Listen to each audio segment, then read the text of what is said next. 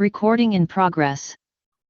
Pessoal, hoje nós vamos ter agora, sim, a apresentação da Tuta Magaldi sobre arte grega antiga. Tuta, você está com a palavra.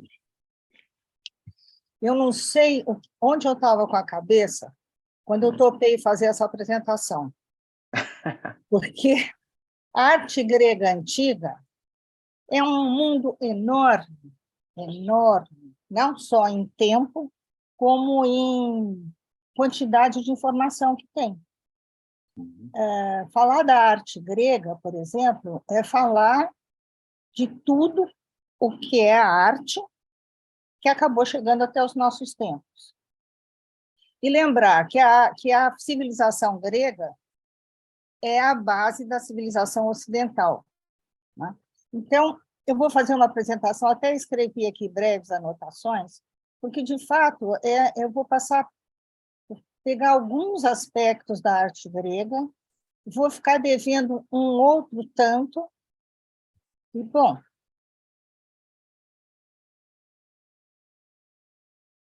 eu queria começar com algumas citações.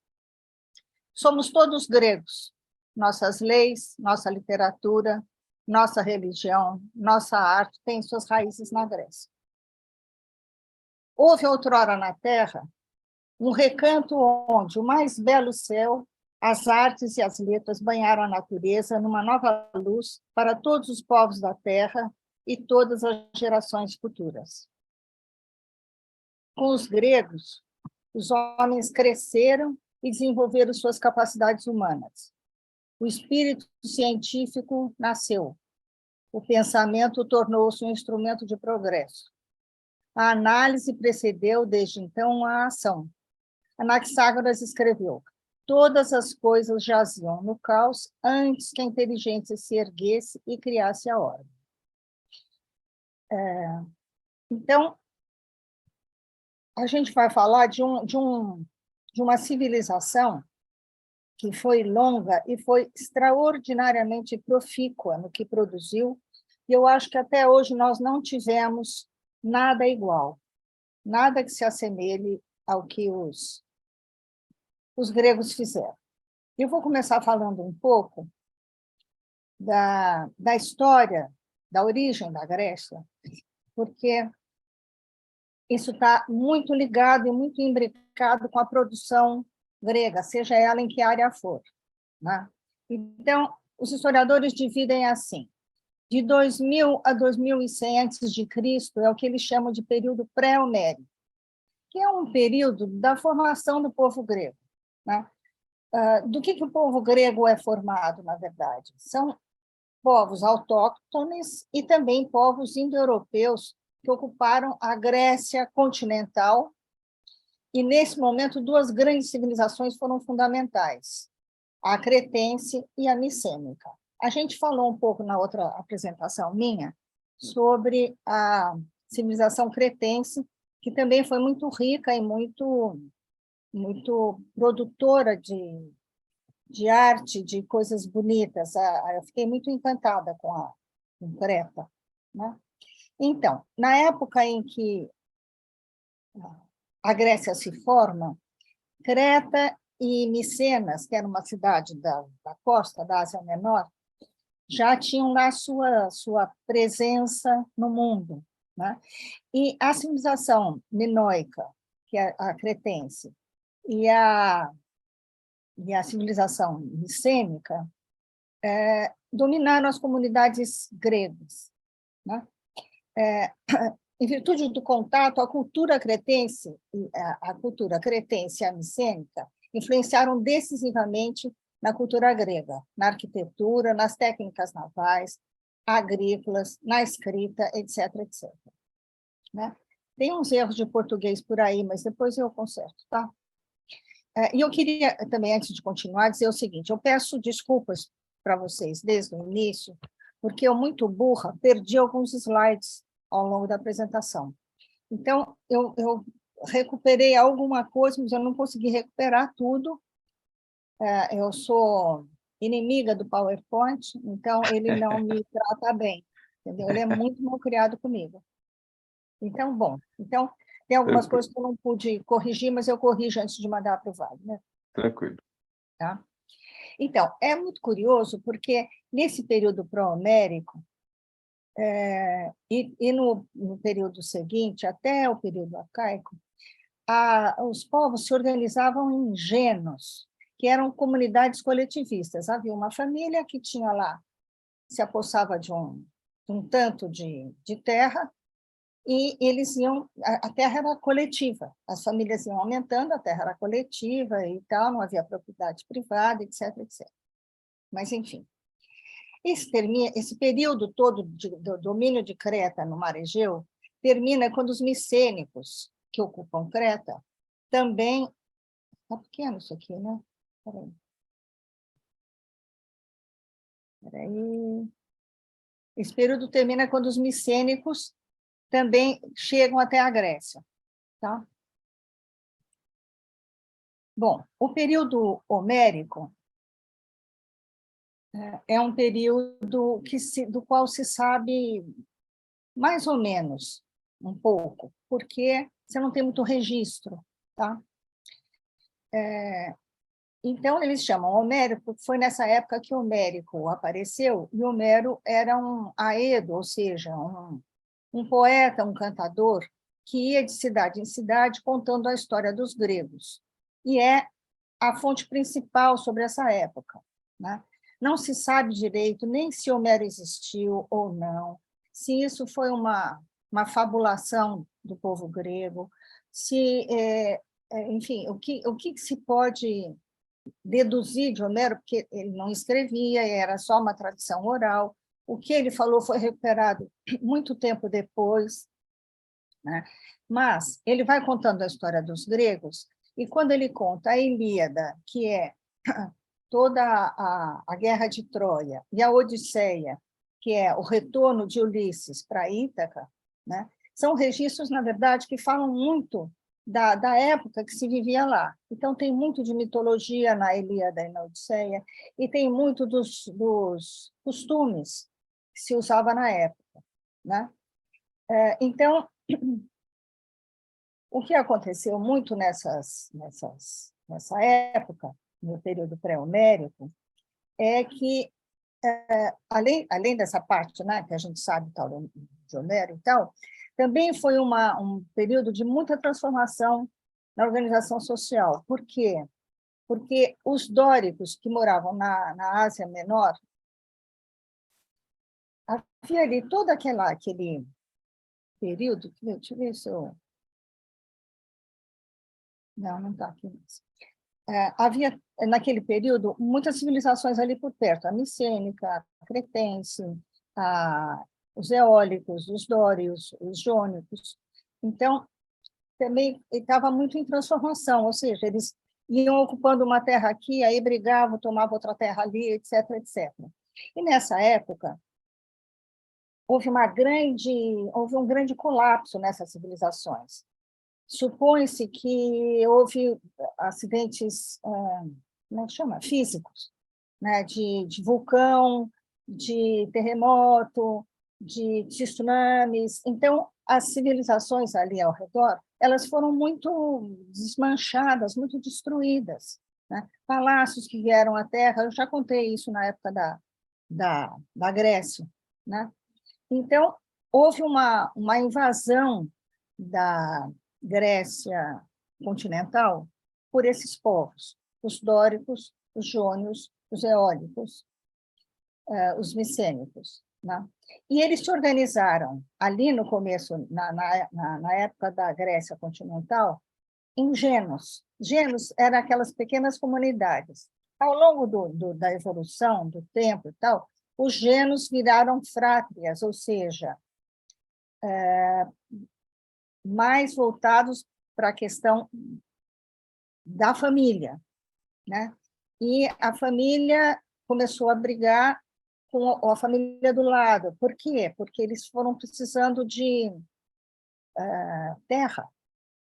Né? A população foi aumentando, e aí eles começaram a ter que se juntar. Então, alguns genos se juntaram com seus vizinhos, viraram uma tribo, depois viraram uma cidade, E cada povo original, assim, começou a se organizar em cidade-estado.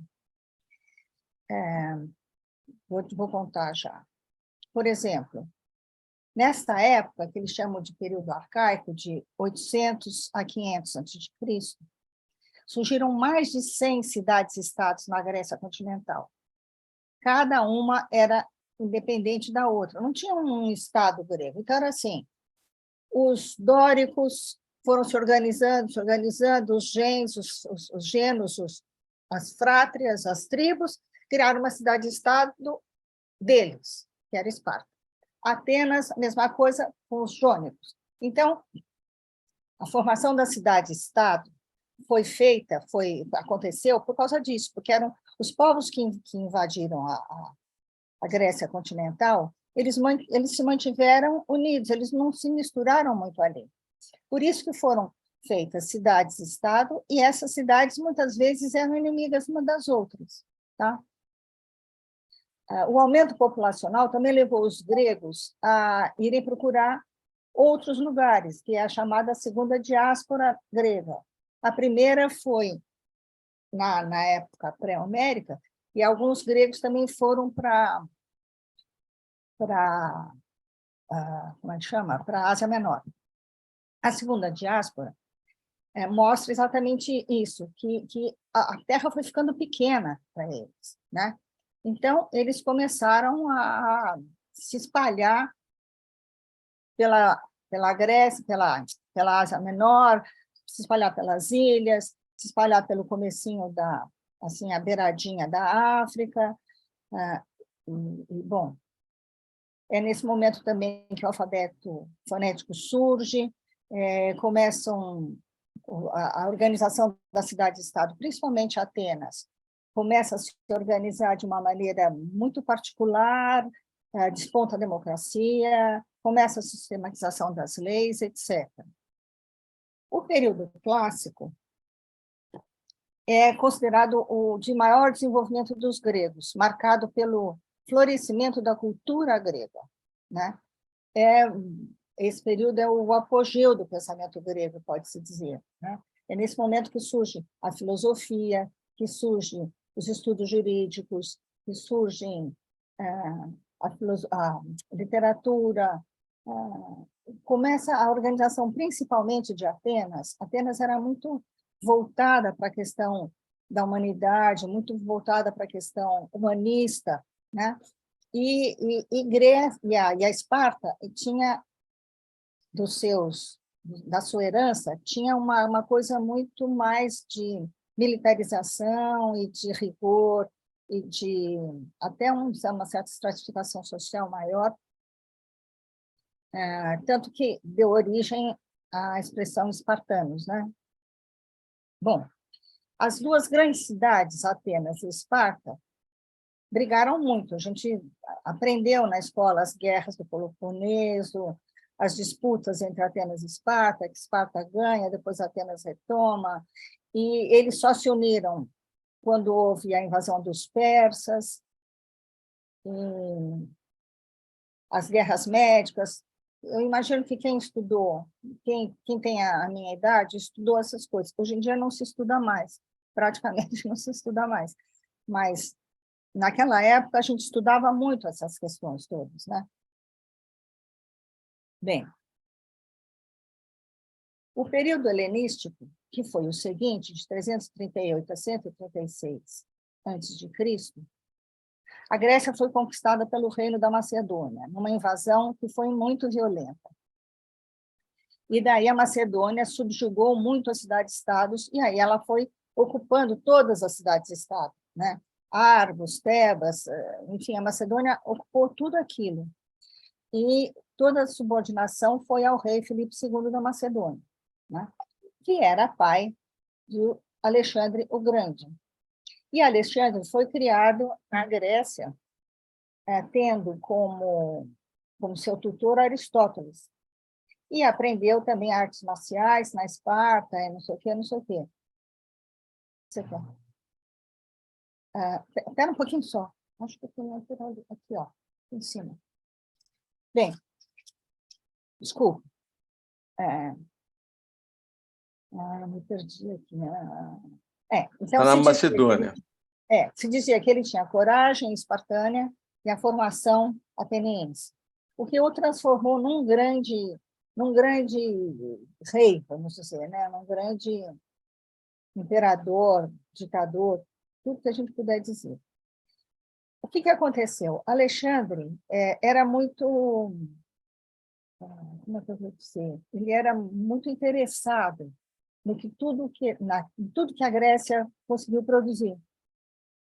Então, ele, quando foi expandindo os seus horizontes, nas suas guerras e tal, ele foi levando a cultura grega para o Oriente, foi fundindo com aspectos das novas culturas que ele foi ganhando, dos conquistados e tal.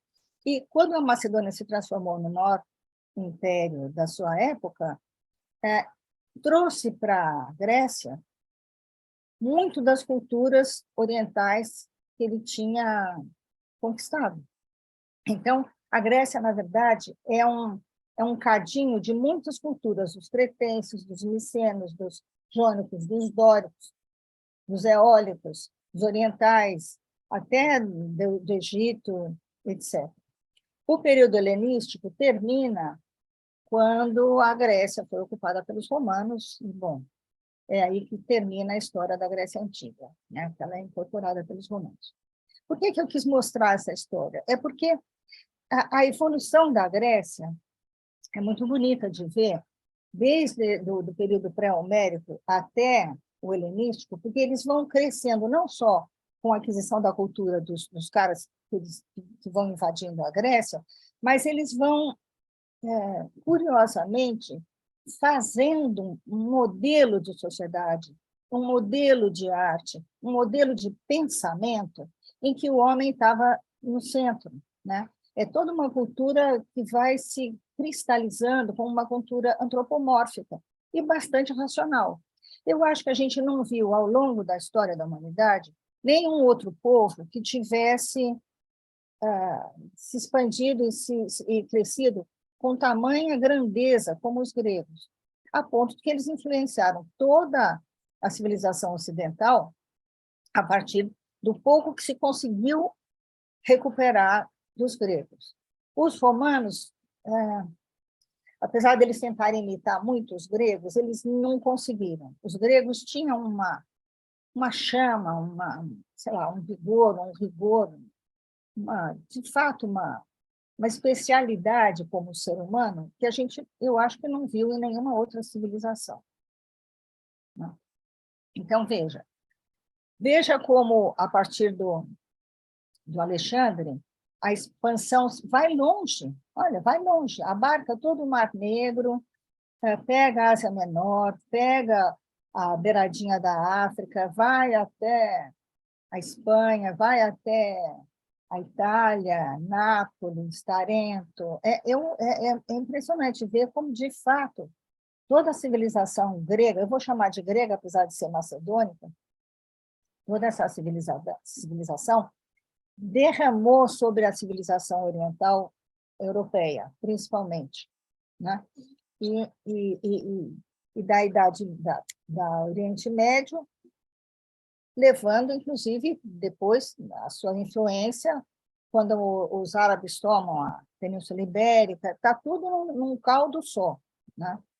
E a Espanha, a Grécia que a gente conhece hoje, não é exatamente a Grécia que havia na Antiguidade, até porque, na Antiguidade, não se pensava haver uma Grécia, não se pensava haver um Estado grego. Na verdade, havia cidades-estado, cada uma independente. Então, esta ideia de nação não nasceu na Grécia. Quando a gente olha para trás do ponto de vista histórico, você não pode falar em Grécia, você tem que falar as cidades gregas, porque, de fato, tem uma diferença aí.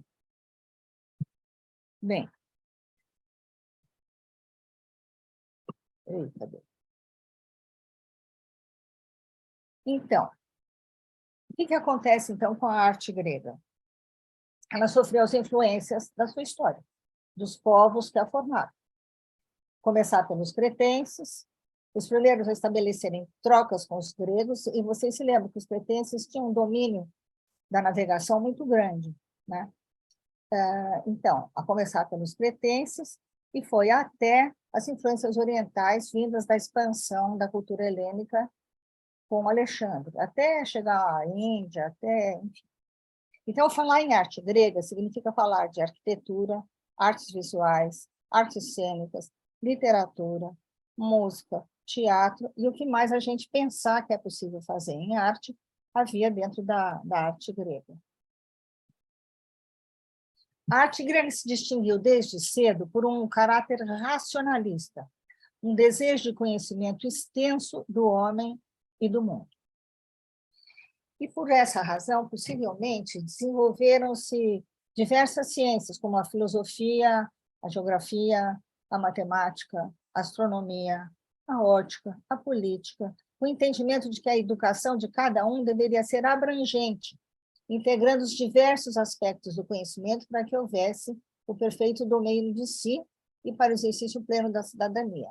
É o que a gente conhece, quando estuda filosofia, como o nome de paideia, que é, de fato, a formação integral do sujeito, né? E a arte entra aí não como um devaneio, um desfrute, ou alguma coisa que possa parecer só decorativa, e tal, mas ela tinha um engajamento efetivo no desenvolvimento da sociedade. E era assim, não se considerava que fosse a produção de uma pessoa que era capaz de ter uma criatividade que se transformava numa arte.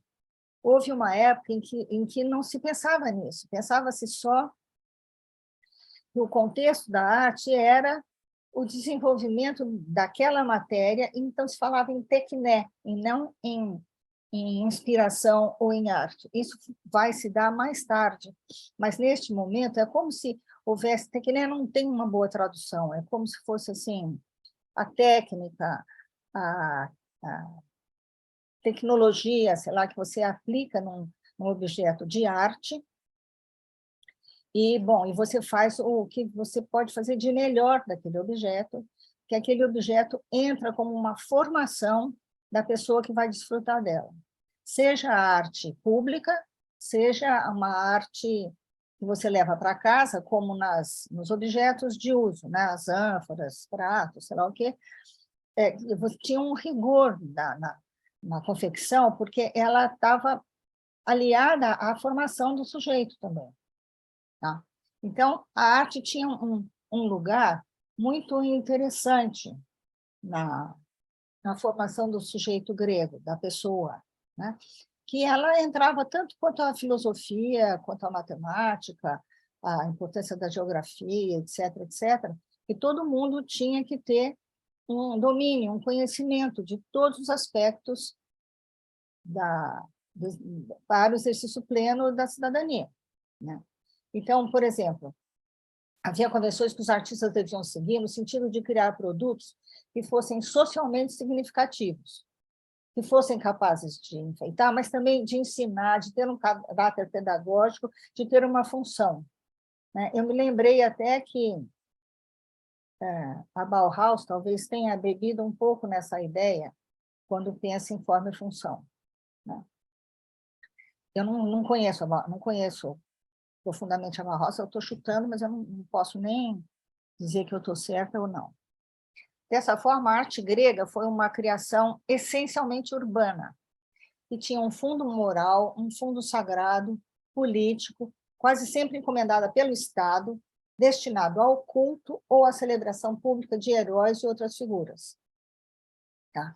Então, por isso que ela era meio desprovida da ideia de que o artista era um criador particularmente dotado da possibilidade de fazer o seu objeto de arte. Não, estava dentro da produção da sociedade, tá? Dentro do que se esperava que todos os gregos pudessem usufruir e aproveitar e aprender.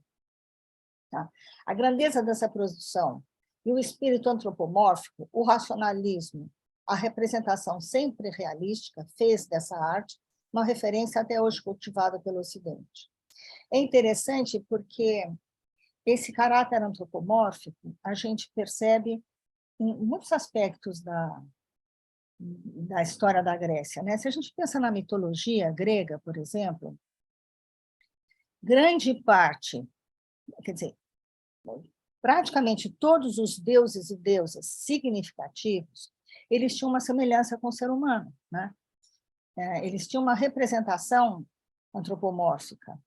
Quem não tinha uma representação mental, né, antropomórfica, não era um deus. Então, você tem os dinossauros, não, o Minotauro, você tem que não era uma figura, era metade boi, metade pessoa.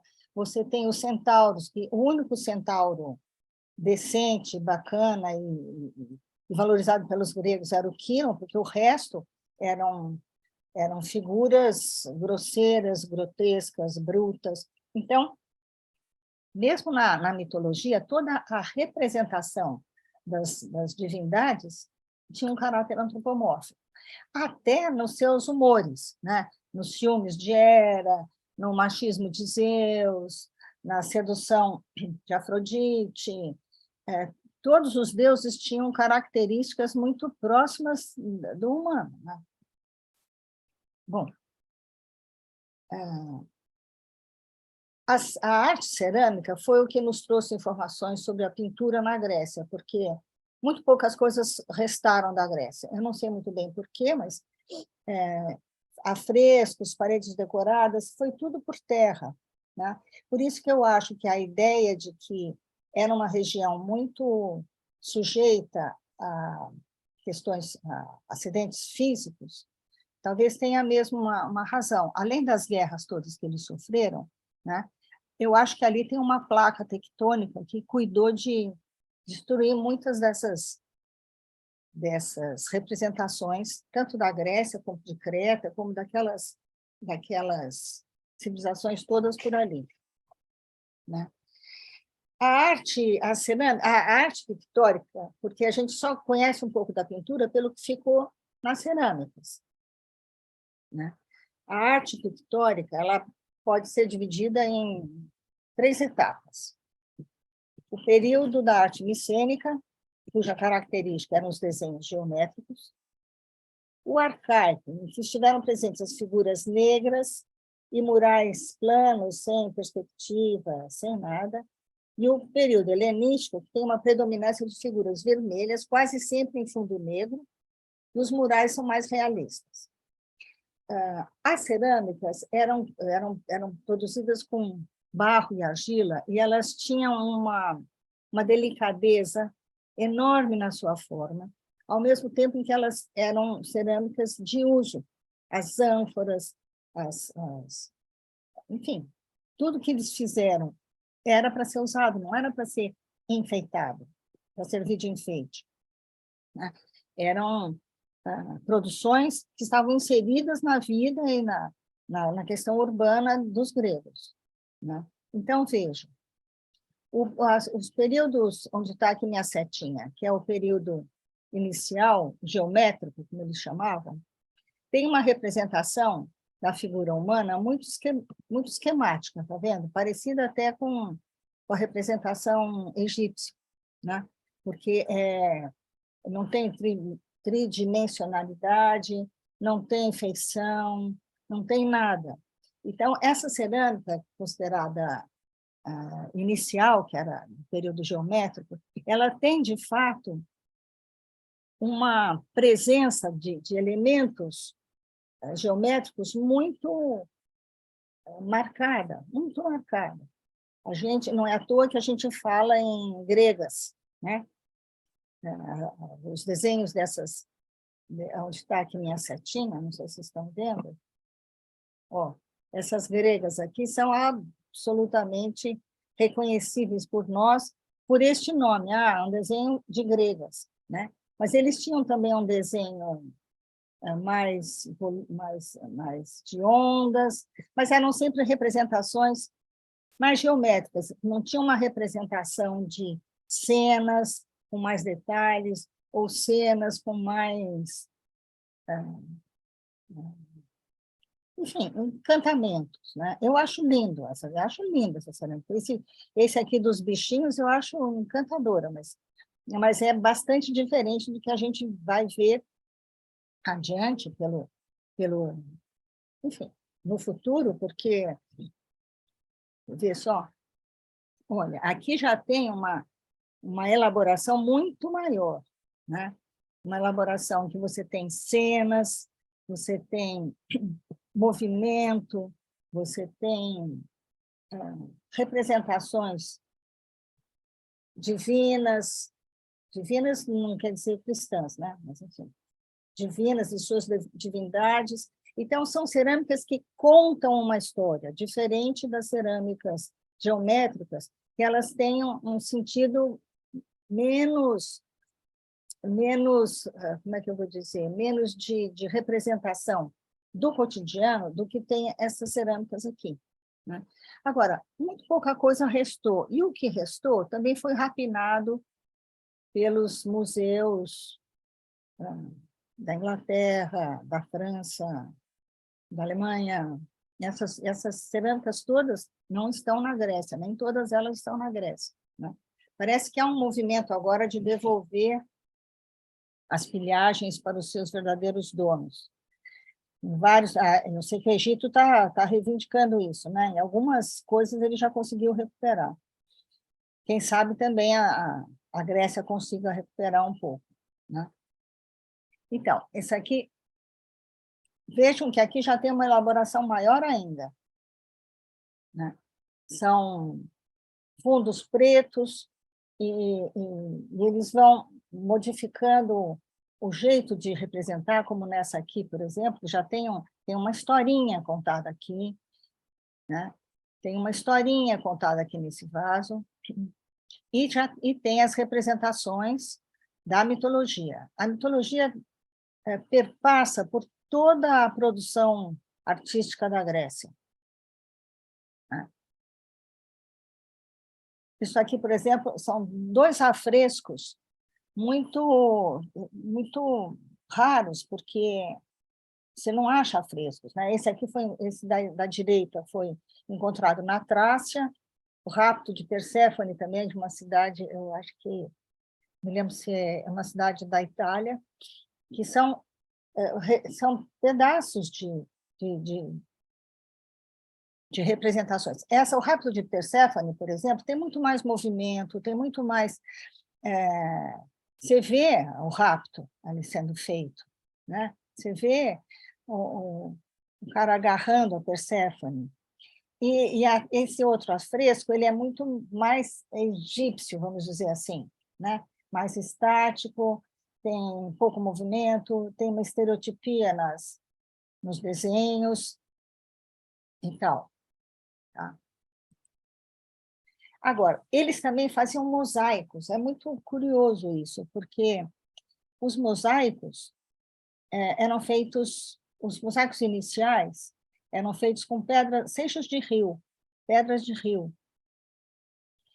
E eles apareceram bastante no começo da Grécia, depois eles sumiram durante o período arcaico, reapareceram no período um pouquinho antes do helenístico, já com outro tipo de material, possivelmente assim, restos de afrescos, restos de terracota que eles foram encontrando, porque eles têm uma coloração diferente e tem uma apresentação diferente. As representações que eu consegui, as fotos, não são boas, a gente não vê direito, mas, enfim, acho que dá só como registro de que eles também faziam mosaicos, além das produções, como é que chama isso? Tridimensionais, das ânforas e tal.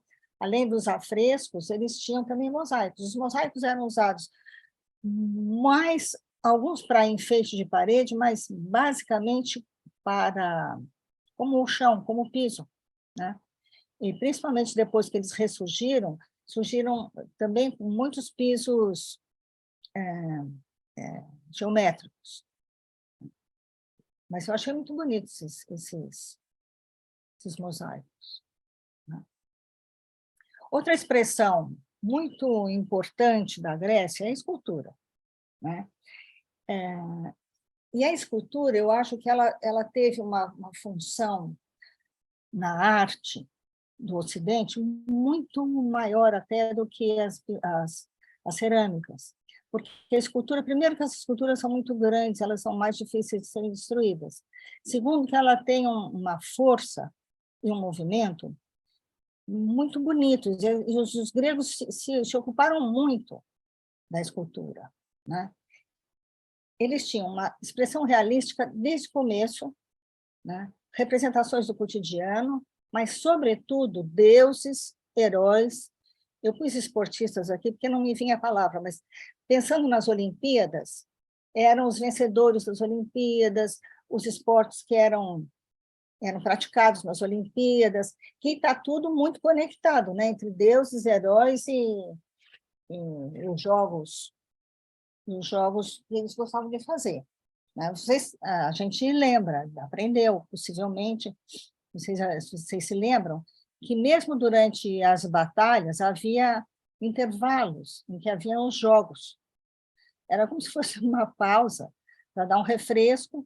Então, você tem os jogos. Na mitologia, isso aparece muitas vezes, né? Eles estão lá lutando em Troia, aí, de repente, eles dizem, não, vamos parar, vamos fazer uns jogos aqui e tal, não sei o quê, depois a gente volta a lutar. Então, a questão do esporte e dos jogos na Grécia tinha um valor muito, muito grande, né? A escultura grega teve uma influência muito grande em toda a bacia do Mediterrâneo, principalmente entre o período dedálico, antes de Dédalo ir para Creta. Dédalo era um morador de Atenas.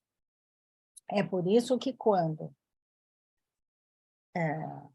ele vai para Creta e o Minos obriga ele a construir o labirinto do Minotauro, não sei o quê, o Minos pede para apenas os jovens para alimentar o Minotauro. E o Dédalo ficou preso em Creta, porque o rei disse, você não vai sair, senão você vai contar como é que é o Minotauro, o labirinto, né? Então, ele tinha já Dédalo foi, além de um belo escultor, também foi um belo arquiteto, né? Então, ele influenciou bastante a escultura da Grécia antes de ir para Creta, e essa influência no Mediterrâneo foi até o final do período helênico, né? E é um expoente grego até hoje para nós, né? A gente, quando você fala parece uma escultura grega, você está dizendo que é uma beleza, né?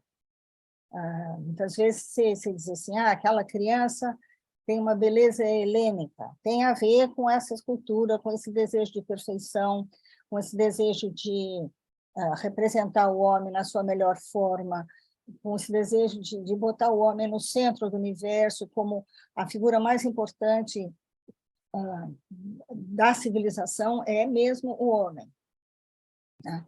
Então, músculos, veias, nervos, expressões de sentimentos são observados nas obras, mostrando esse caráter realista, né? Com movimento, com expressividade. Não foi assim desde o começo, evidentemente.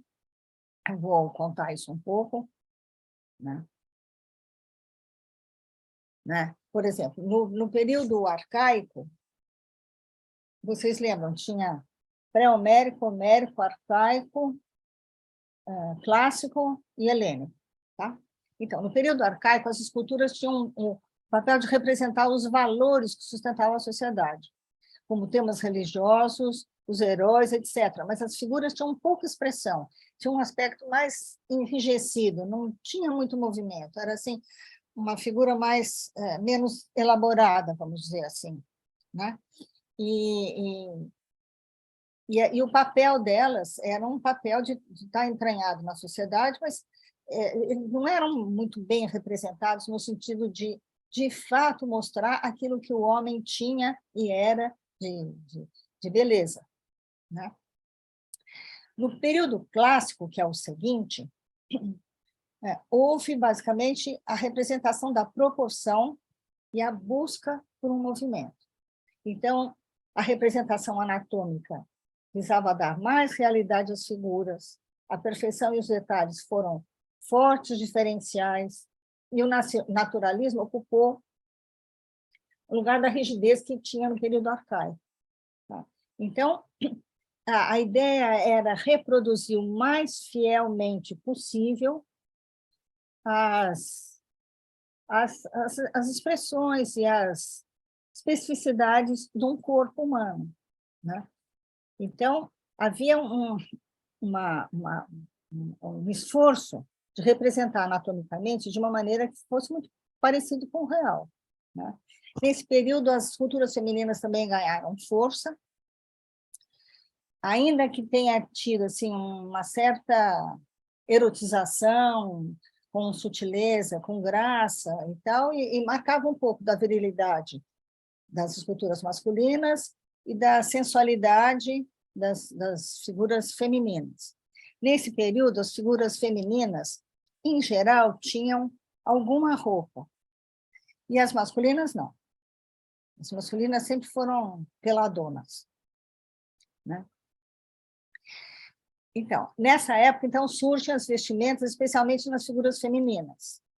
Quem são as figuras conhecidas por nós, sabidas por nós, mais importantes das esculturas?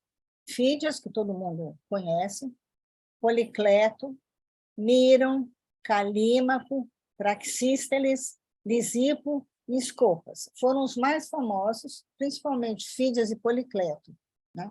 Fídias viveu entre 490 a.C. e 430, 490, 430, portanto, ele morreu com 60 anos. E ele foi nomeado por Péricles, diretor-geral das obras do Partenon de Atenas, depois da destruição das guerras, né? Depois da destruição das guerras pérsicas, Atenas estava arrasada, então Péricles, que foi assim, o grande Péricles, o grande homem das artes, o grande homem da filosofia, enfim, de todo o humanismo, de toda a presença grega, deu para Fédias a diretor-geral da reconstrução de Atenas e das obras do Partenon. Tá? Infelizmente, nenhuma escultura de Fídias chegou até nós, a gente só sabe da fama dele, né? Mas a gente não conheceu nada do Fídias. E o Policleto, que viveu praticamente na mesma época que Fídias, nasceu em Argos. Fídias nasceu em Atenas, né? Policleto nasceu em Argos. Ele tinha um rigor com as proporções e com os ideais do corpo humano, principalmente masculino, assim, alucinante. Ele chegou até a escrever sobre esse tema, de como é que você tem que fazer, como é que você tem que tratar as proporções do corpo humano, principalmente masculino, porque ele tinha um rigor nisso. E aí a questão das proporções, a gente sabe que está posta na arte grega, que chegou até nós, né? Então, olha, são esculturas conhecidas. Aqui você já vê no Laocoonte e seus filhos, aqui você já tem uma expressão maior de dor, da expressividade, como é que eu vou falar? Dos sentimentos, né? Os sentimentos começam a aparecer também, principalmente no período clássico e helenístico, em que eles não só representam a beleza, mas também o sentimento, né? E isso também faz uma diferença muito grande nesse período. Se a gente pega desde o começo do período até o final, tem embora a ideia central seja a mesma, de representação do homem, você tem uma elaboração muito maior desse tipo de escultura, né? Essa primeira aqui é da primeira época, está vendo que ela tem uma rigidez muito maior, ela é mais durinha, vamos dizer assim, ela não tem muito movimento, né? E aqui você já vê um movimento mais livre, você vê até um pezinho descolado da base, que dá essa impressão de movimento, dá essa impressão de mais leveza, né? E, bom, e aqui você vê a beleza estampada nessa figura, né? Em termos de proporção, em termos de equilíbrio, em termos de, enfim, de tudo que você possa pensar sobre isso, né? Bom, e mais na elaboração da escultura, o que a gente tem? A Vitória de Samotrácia, que é essa coisa, né? Que é uma beleza, apesar dela não ter cabeça, ela tem ela parece que vai voar, né? Ela parece que vai levantar voo, porque era de fato a materialização dessa ideia de movimento, dessa ideia de leveza, dessa ideia de vestimenta com detalhes e com finuras e tal. E, bom, e tem uma coisa também que eu não falei, eles faziam esculturas basicamente em terra e bronze no começo, e depois eles se voltaram para o mármore. O mármore era muito abundante na Grécia, mas você tinha mármores de tipos diferentes. Você tem um mármore em que os grânulos dele são mais finos, então eles se prestam mais para uma escultura em que você tem detalhes como a da veste da Vitória de Tramontana, enfim, dessa primeira, né? Porque o grão é mais fino, é mais fácil de esculpir, né? E a Vitória de Tramontana, ela tem essa leveza nas vestes que você percebe só de bater o olho assim, mesmo de longe, você já vê, tem uma delicadeza, né? E também, bom, tem a Vênus de Milos, que foi encontrada em Milo, numa das ilhas gregas, e não se sabe por que ela perdeu os braços e tal, mas é interessante ver uma coisa que eu achei muito curioso, que as costas da Vênus de Milo, ela é menos elaborada e menos trabalhada do que a sua frente. Por quê? Porque, em geral, uma estátua desse tipo ficava num nicho. E, bom, já que ela vai ficar escondida dentro do nicho, não precisa caprichar tanto, né? Mas é bonita, de qualquer forma, as costas da Vênus de Milo, eu acho muito elegante também, né? Muito bonita. E a Vitória de Tramontrácia, eu acho uma coisa. Para mim, é uma das esculturas mais emocionantes. Essa. Bom, eu falei das cerâmicas um pouquinho, falei um pouquinho da escultura, mas o que mais que a gente tem para falar?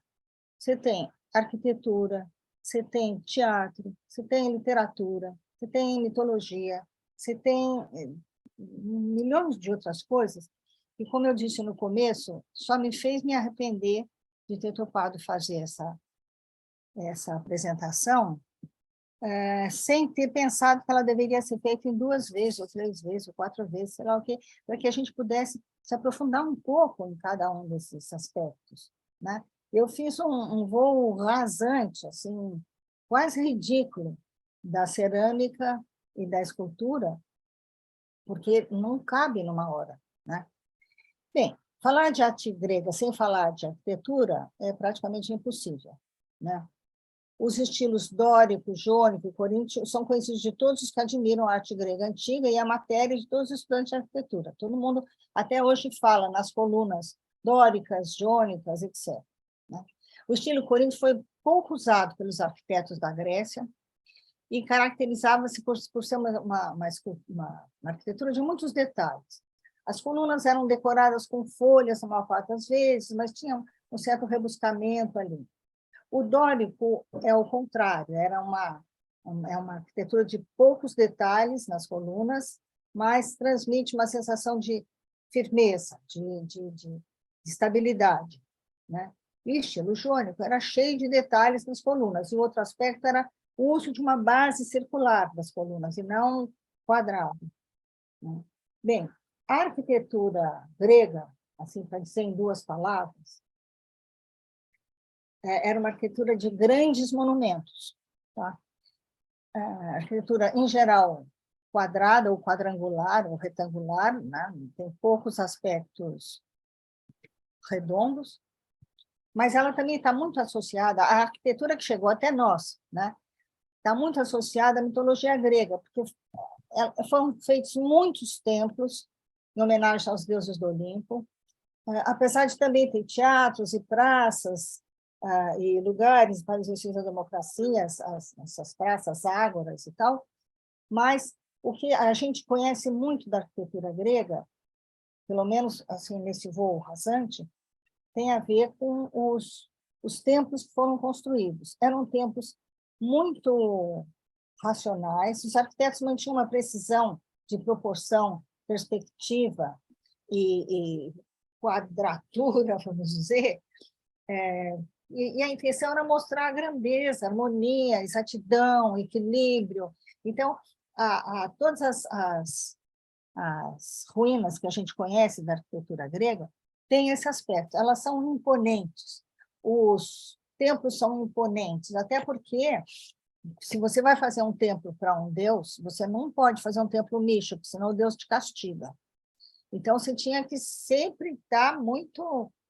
Você é arquiteto, ou você é população, ou você, enfim, rei, etc., que vai fazer um templo para um deus, você tem que fazer de uma maneira que o deus se sinta contemplado e possa proteger você, né? Então, era uma coisa muito imponente mesmo, né? No começo eles usavam um pouco de madeira, mas depois passaram a usar pedras, tijolo, mármores e tal, que foram as matérias-primas mais usadas. Aqui tem, achei um desenho das colunas, né? E olha, a dórica, ela é mais durona mesmo, né? A jônica tem um desenho mais generoso e tal, e a coríntia tem muitos detalhinhos aqui, né? E a jônica usava também uma base redonda, as outras eram quadrangulares, tá vendo? Então, a gente olha para essas ruínas e sente a imponência que elas tinham, né? O tamanho que elas tinham, a imponência que elas tinham. Essas colunas aqui, muito delicadas, ao mesmo tempo em que elas são muito bem feitas e muito bonitas, né? Então, é uma arquitetura cheia como é que eu vou dizer? De materiais destinados a mostrar que era o homem que tinha feito uma coisa imponente, ainda que seja para a representação dos deuses, ainda que seja dedicada aos deuses, mas quem manda na arquitetura é o homem, com seu rigor, com a sua delicadeza, ao mesmo tempo que... esses templos, eles são muito imponentes, mas eles também, muitos deles têm uma leveza que eu acho impressionante, né? E tem a ver com essa ideia de harmonia que os gregos tinham muito, né? Bem, a gente poderia continuar por mais tempo ainda falando dos teatros gregos, da construção dos teatros gregos, e propriamente dos representantes do teatro grego que tanto influenciaram a nossa civilização. Ésquilo, Sófocles, Eurípides nas tragédias gregas e Aristófanes nas comédias, né? O teatro grego com as suas máscaras, com a sua representação, os teatros gregos que eram feitos ao ar livre, com uma acústica extraordinária, que pudesse ser ouvidos desde o último degrau até aqui embaixo, as representações que havia nos murais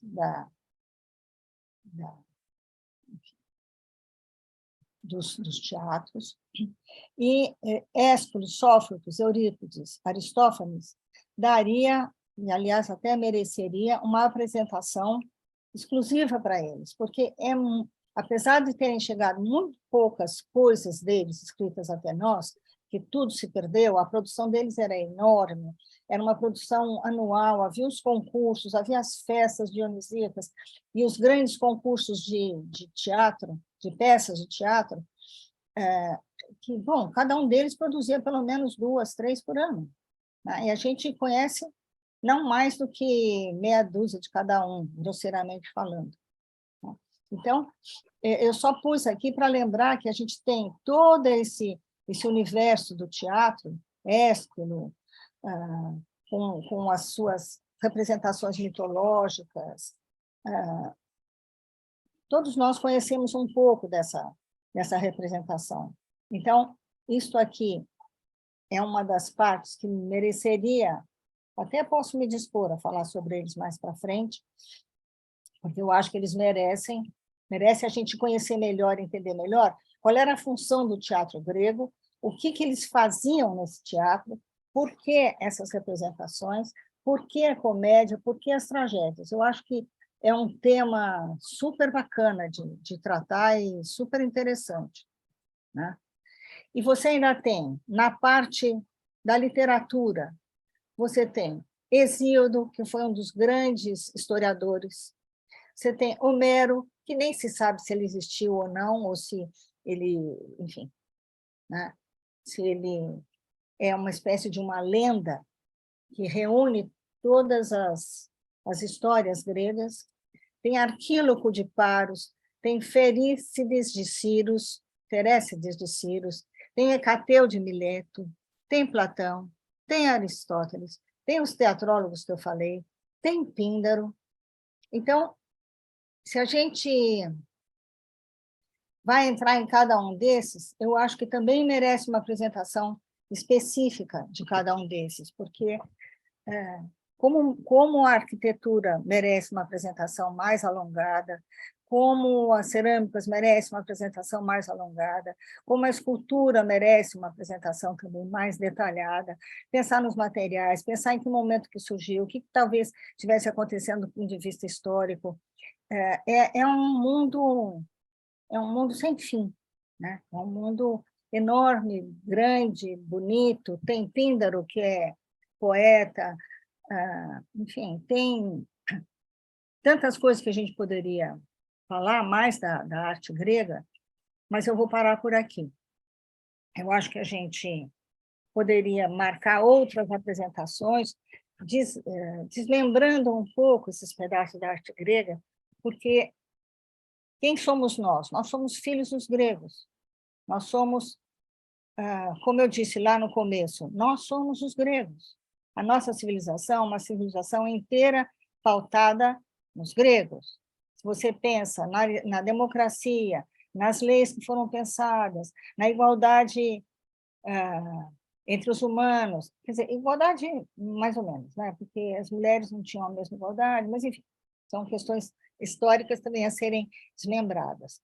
Então, eu paro por aqui e convido qualquer um de vocês a continuar a falar da arte grega, porque nós temos tudo a ver com isso. Muito bom. Muito bom. Muito bom mesmo. E eu Tuta... fiquei muito frustrada de não caber, sabe? Fiquei... mas é um mundo, né? Tem muita coisa, né? Muito não consegui rico e falar tal. tudo. Eu De ter fiquei perdido uma anotando parte. aqui, Hã?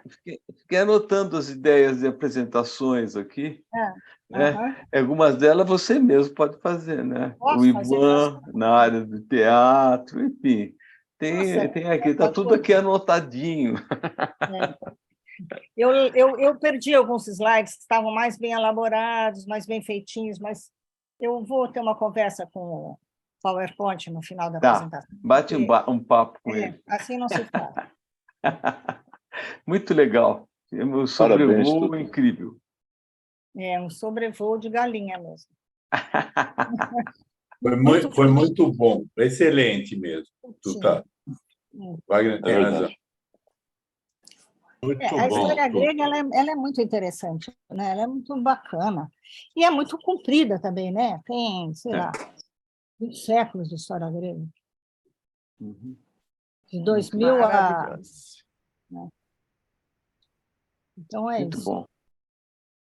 Alguém tem alguma Parabéns. pergunta Eu específica? queria fazer a mesma observação que eu fiz da última vez, na apresentação da Tuta, que eu me lembro, no segundo ano do ginásio, a dona Latife nos levou para avaliar as colunas na cidade. Então, nós tivemos uma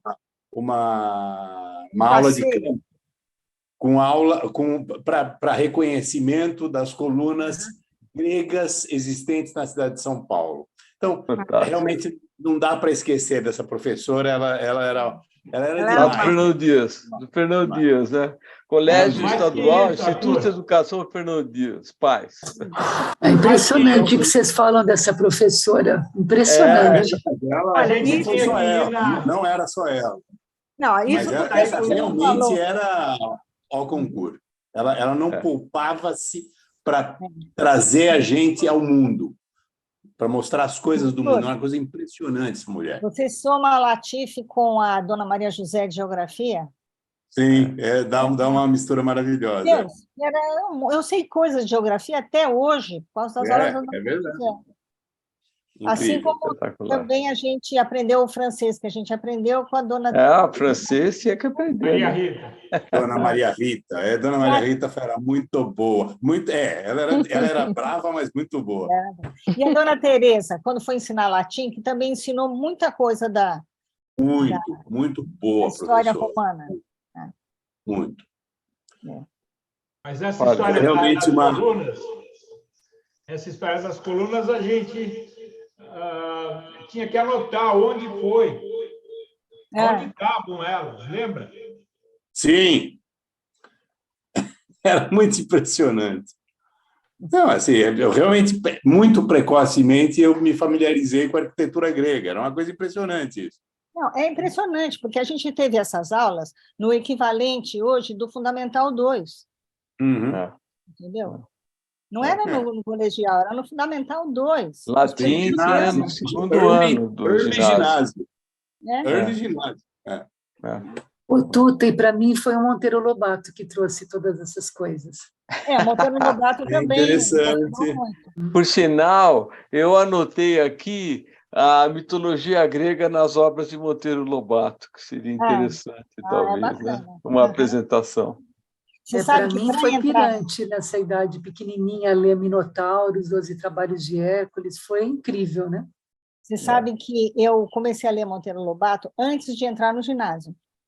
E quando eu entrei, tinha uma prova para a gente fazer, né? Uma espécie de um vestibularzinho, porque a escola pública era muito boa, mas ela não era universal, não era para todo mundo. Então, a gente tinha que fazer a admissão. E a prova, o tema que eu tive que redigir de português na admissão chamava assim, o Saci. O Saci. Sim, eu me lembro disso. Nós fizemos isso. O professor Melo pôs o Saci. E eu me esbaldei, porque eu já tinha lido o Saci do Monteiro Lobato, então eu tinha uma familiaridade com a figura do Saci grande. Né? Eu sei que eu entrei em segundo lugar no Fernão, por causa... Eu tive muito boa nota de matemática e de português. E devo a Monteiro Lobato, porque ele que me ajudou nessa redação. Nós fizemos o exame de admissão junto, então, hein? Foi sim. Pois é. Muito Fiz bom. com a dona Guiomar. Parabéns. Foi maravilhosa a aula, a revisão e a recordação. A recordação é ótima. Mas eu não fiquei... Mas parabéns, Tuta. Preciso dizer que eu não fiquei satisfeita com a apresentação por causa disso. Porque ela foi ficando de um jeito que eu não podia mais pegar na mão. Mas, Tuta, dá para você voltar várias vezes no tema. Você mostrou bastante coisa, mas sempre vai ter. Continuar. Vai ser ótimo você trazer. Tuta, é muito bom. Eu acho que isso foi como um prato gostoso que a gente comeu e que lembrou da nossa infância, sabe? Então, a gente foi para lá, assim, foi uma delícia. Muito obrigado. É verdade. Obrigado, Tuta. Muito legal. Muito bom. Excelente. Parabéns. Obrigado, Tuta. Foi muito bom mesmo. Obrigado, Tuta. Ok. Pessoal, Obrigada, Tuta, foi ótimo. Boa noite a todos. foi muito bom. Deixa eu só falar mais uma coisa aqui. noite. Na semana que vem, nós vamos ter a oficina de fotografia, a parte 3 da oficina de fotografia. Pessoal, vocês precisam, quem tiver afim de tirar a fotografia, mandar para o David, aproveita, porque daí vai analisar, vai dar umas dicas e tal. Seria uma coisa legal. Tá? Uhum. Tem algum Então, tema? se vocês tiverem dúvida e tal, eu vou indicar, vou colocar o e-mail do David para vocês mandarem a foto. Vou mandar para cada um o e-mail do David, tá bom? De tal maneira que vocês possam mandar e tal, para aproveitar. E, enfim, eu já mandei um monte de fotos para ele. O Ari acho que mandou também, não sei se... Mandei. Já fez. Então, Ô, isso Wagner, Oi. você mandou aquelas fotos modificadas suas? Não, foi foto sem editar. Eu gosto de editar foto, né? Daí eu deixo ela, sai do concreto, ela fica meio assim, né? Não é abstrata, mas não, eu mandei foto normal, só foto mesmo. Bom, daí na outra semana nós vamos ter arte etrusca e romana. Quem vai apresentar é o Carlo Babagnoli. E daí a gente entra em férias por 3 semanas. Nossa, voltamos... Wagner, você vai aguentar? Vai ter Sem que ser, aula? né? Wagner, eu vou entrar Olha, se tiver alguém topando, né, a gente pode começar antes. Então, dia 2 de janeiro está vazio, mas é natural. Dia 9 de janeiro não tem nada.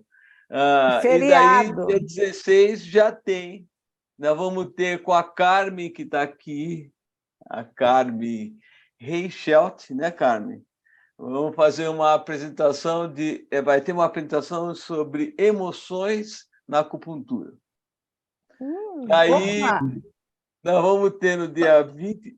Olha, a Carmen está aí. Carmen, eu gostaria de falar um pouquinho, até mesmo com a Tuta. Para mim é bastante importante isso, em função da minha prática de acupuntura, da medicina chinesa, né? Da cultura chinesa, né? Onde o homem faz parte da natureza. Tuta, eu queria muito que você pudesse trazer para nós como é que aconteceu essa integração da cultura grega com a cultura chinesa, porque a gente sabe, sim, isso só Tuta pode responder, né? Porque a gente sabe que homens, os exércitos terracota, né? Há quem diga que aquilo tem o DNA da cultura grega, mas como que duas culturas tão diferentes, a cultura grega, pelo que eu entendi da Tuta, é uma cultura centrada no homem, né? A cultura chinesa é centrada na natureza. Como é que houve esse encontro dessas duas mentes? E houve esse encontro, né? Não é uma coisa assim impossível, aconteceu esse encontro. Talvez a Tuta possa responder um pouquinho para nós agora e para deixar para, né? Quem sabe isso até para um outro momento, Tuta. Por favor, muito obrigada. Tudo foi. Como é que se encontrou a China com a Grécia? Olha, não sei te dizer agora, eu vou telefonar para eles, vou perguntar melhor. Mas o que eu sei é que o Alexandre, nas suas incursões, ele foi misturando muitas culturas, né? Porque o Alexandre tinha uma admiração muito grande pela Grécia, né? Pelo povo grego e tal. Apesar dele ter ocupado a Grécia e toda a invasão a partir dos macedônios, né, que eles fizeram, ele também era um filho da Grécia, porque ele foi um aluno do Aristóteles. Bom, então eu sei que esse intercâmbio houve tanto por essas coisas, mas eu poderia dizer também que, de alguma maneira, já devia haver rotas da seda na época, né? Que era a rota das mercantilizações por ali. Mas eu vou telefonar para eles, depois eu te falo. Tá ótimo. Muito legal. Então, olha, depois nós vamos ter cromoterapia, que era um assunto que surgiu uma época aí. Quem vai apresentar é o Biraci, que é um engenheiro da Poli, e nós vamos ter o Arthur, no dia 30 de janeiro, sobre oncologia, arte ou ciência. E o Arthur vai apresentar, ele já tentou cair fora e tal, não deixei. Eu continuo querendo cair fora. Cair fora. Mas não vai escapar. Tá então bom, é isso. Wagner, você ganhou. O Wagner, Oi. sabe que eu queria que você mandasse quais são o que já existe acertado das próximas Sim, apresentações? eu vou mandar. Eu vou colocar. É que, enfim, Vai tem mudando, aqui eu sei uma... que vai mudando. Olha, acabei de receber uma apresentação feita por um amigo que eu conheci na Inglaterra. Ele, quando eu estava fazendo o meu mestrado lá com o Reginaldo Alcântara, que está aqui, ele chama David Zuber, e ele tinha feito um mestrado em West African Studies. E aí ele me apresentou, eu tive um contato, eu voltei a ter contato com ele há uns 6 meses, que foi um negócio maravilhoso. E daí bati um papo com ele, ele vai falar sobre os impérios africanos antes da colonização, então é Early West African Empires. Eu estou aqui com ela, acabei de, um pouco antes de começar a nossa apresentação, eu recebi dele. Então, daqui a gente vai interagir um pouco e tal, e eu estou colocando para fevereiro. E daí tem arte mesopotâmica e micênica com o Roberto Mattiello, um judeu que aderiu ao budismo, do Philip Gold. O Philip ele já era para ter feito antes, acabou não podendo e tal, então está aí, vamos ver se ele consegue. E daí você, Tuta, com o Oswald de Andrade. Tá. Né?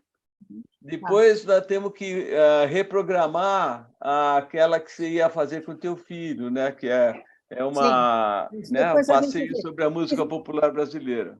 E quando é que você vai fazer os pichos?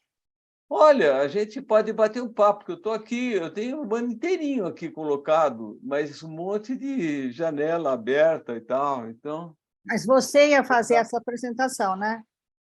Hã? Da pichação? Você ia fazer a apresentação das pichações.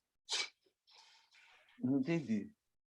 Você ia fazer uma apresentação grafite, sobre né? grafite, as pichações. Ah, sim, está aqui também, está colocado aqui, de pichações. Eu já coloquei aquela, a gente ia fazer junto, né? Sobre as pichações. Não, é sobre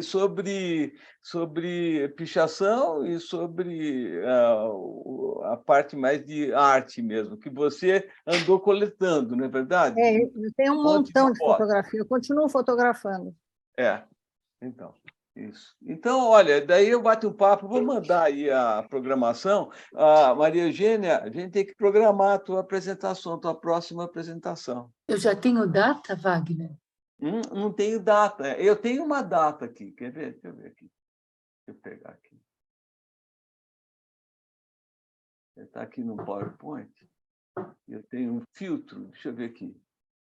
Maria Eugênia, dia 12 de junho de 23. Tem e no dia 23 de outubro de 23. 2 apresentações para você. Eu estou pensando em uma fazer sobre Flamengo. Não sei se vocês se interessam sobre Acabou o ano de 23 já, Wagner. Acabou o ano de 23. Não, eu coloquei o ano inteiro e fui preenchendo. Pode dar sugestão? Pode. Eu sugiro que a Bárbara dê uma apresentação sobre astrologia. Eu ia mandar um WhatsApp para ela agora, falando isso. Já vou anotar aqui. Bárbara, e aí? Vamos nessa? Mas eu não... Olha, sei lá, eu acho que não é um assunto que interessa todo mundo, não é? Lógico que é. Claro que interessa. Lógico. Claro. Que eu acho que pode ser mais interessante fazer um apanhado da história da astrologia, porque aí vai ter conexão com as coisas que a Tutinha falou, porque tem muito dos movimentos filosóficos gregos no começo, tem a Mesopotâmia, aí pode ser fazer uma coisa que tem mais um lado assim da história. Daí você pode aproveitar e fazer o mapa astral de todo mundo, né? Podemos fazer um pacote aí. Ou do grupo, pelo menos. Wagner, fazer o mapa é fácil, porque hoje tem uma série de aplicativos que fazem o mapa. O danado é interpretar o mapa. Aí é que são elas, né? Claro.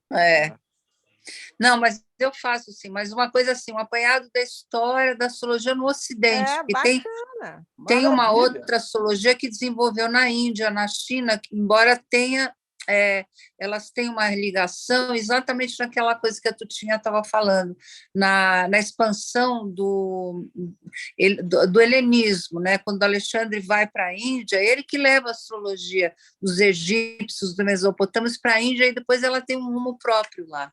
É interessante. Mas a origem está no Alexandre. No Ocidente e outra é no Oriente. É isso? No Oriente eu não posso falar, porque eu precisaria estudar o assunto. Pelo Ocidente, tudo bem que adoro história, arqueologia, não sei o que eu posso falar. Ótimo, tá bom. Que pessoa que foi o Alexandre? Não. Hã? Que figura que foi o Alexandre? E ele, como ele foi ele morreu cedo, né? Muito, 30 e poucos anos. E ele teve essa educação do Aristóteles, que você falou, que era um negócio de ele ia formando bibliotecas. A biblioteca de Alexandria foi ele que fez, né? Alexandria, né? E por onde ele ia passando, ele tinha os ministros dele, os sátrapas, né? Que iam pedindo para coletar todo o conhecimento da região. É incrível. E ele fez essa ponte, muito legal. Viu? Fantástico. Mas tudo bem, eu preparo, sim. Legal, Aí Bárbara. é legal. Tá, Obrigada. Você acha que você pode fazer a apresentação? Ô, Ari, foi ótima ideia. Para quando? Não sei. Quanto tempo? 6 meses? 3 meses? Não, isso é fácil para a Bárbara. Pode ser em janeiro. Tem dia 9 de janeiro. Pode ser no meu lugar. Não dá. Não. Eu acho que mais para... Pode pôr. Não, fevereiro, porque não dá, porque eu vou fazer umas coisas em janeiro. A de oncologia eu quero ouvir. Dia 6 de fevereiro? 13? 6. 6 de fevereiro? 13 também pode ser. Melhor 13. Tá bom, então tá. Então eu já vou programar aqui. E o Ari vai falar quando de novo? Oi? E o Ari, qual é a apresentação do Ari, a próxima? O Ari, ele está escapando aí, deixa eu ver aqui. A minha vai ser depois do Arthur. Olha, não tem nenhuma do Ari. Nenhuma. Sabe que porque eu tinha colocado um monte de apresentação para ele falou que não queria fazer nenhuma daquelas. Sabe o que o Ari podia falar? Quando o Arthur fizer, um mês depois eu faço. O Ari, já vou anotar aqui. Quando o Ari inventa de fazer uma apresentação, ele joga a apresentação para quem está assistindo. Ele não faz. É verdade. Ele pensa que a gente é bobo. O negócio dele é delegar. Ele vai delegando. Eu sou um democrata. Não percebe. Eu aprendi com os gregos. Eu sou um democrata. Ari, por que você não fala Por que você não fala das ações, do mercado financeiro? Dá uma aula para a gente. Eu queria tanto saber. Agora que entrou o Lula, vai cair tudo, Bárbara. Não, vamos mudar de assunto. Bom, isso é muito chato. Bom, gente, o ano que vem, então, nós estamos em aberto. A Carmen tem 2 outras apresentações que ela ficou de me passar o nome e tal, para a gente programar, né, Carmen? Então, tem um monte de janela aí. Maria Eugênia, você tem 2, você só me fala. Eu estou achando que a primeira talvez eu faça sobre flamenco. Interessa para vocês? Sim. Muito. Sim. A cultura flamenca, a música, a dança. Flamengo, Estou pensando em falar isso, mas não tenho certeza ainda. Bacana. Já vou anotar. Pode ser uma delas. Já vou programar. O Wagner, você sabe que o Phil Gold, ele também é um grande pianista, né? Sim, ele vai fazer uma sobre música e tal. Eu tenho aqui programado aqui. Mas deixa eu só anotar essa aqui, é cultura flamenca. É isso? Eu confirmo com você, eu vou tentar montar, tá bom, eu vejo que só, se não fica só muito deixa anotado aqui só para não esquecer. Mas então vamos lá, o E a outra vai ser sobre artes plásticas mesmo, acho que eu vou fazer... eu tinha feito sobre paisagismo, né, em inglês, eu estava pensando em fazer alguma coisa no gênero, mas depois eu confirmo com você, vou dar uma pensadinha. Olha, o Philip Gold tem no dia 27 de março uma apresentação, é Música que Vem do Cosmo. E ele vai. Mas daí eu sei que ele é um pianista, ele faz, né, um monte toca de... jazz, né? ele toca muito bem, ele é muito bom. Ele é fora de série, mas ele é escorregadio, então tem que nem, né, um peixe assim, ou um sabonete, você vai pegar e escapa. Que nem o Arthur também é assim, escorregadio. Né? O Ari também se tornou escorregadio. O Ari antes fazia as apresentações de divulgação, agora ele já não quer mais fazer. Então, você vê como é que é? Eu até, na última semana, eu falei, Ari, você vai divulgar? E eu falei sem querer no meio do grupo. Eu percebi depois, foi no meio do grupo que eu falei, né? E ele me sacaneou, além do mais, né? Mas é o estilo do Ari. É verdade, é verdade. Foi de propósito para mim, porque ele não Wagner. Fala, Roberto. Wagner. Oi. Olha, eu como sou de origem húngara, eu posso fazer alguma coisa da Hungria e da origem da Hungria, dos hunos, etc. Viu? Então vamos lá, qual é o nome? Mas em março, vai, em março. Não, tá bom. Segunda quinzena de março. Depois do carnaval, né? Depois do carnaval. Depois do carnaval. Roberto, me fala qual é o nome, que título que eu vou colocar. Eu posso falar da origem do povo húngaro, né? Dos hunos, Átila. Não, ótimo, fantástico. Ótimo, maravilha, já está aqui anotado. Então, para março, ok. Ótimo, legal, perfeito. Então, gente, seguimos, já está tarde, o Arthur começa a ficar bravo, ficar muito tempo. Ficamos para a semana que vem, então. Um grande abraço. Beijo! Parabéns,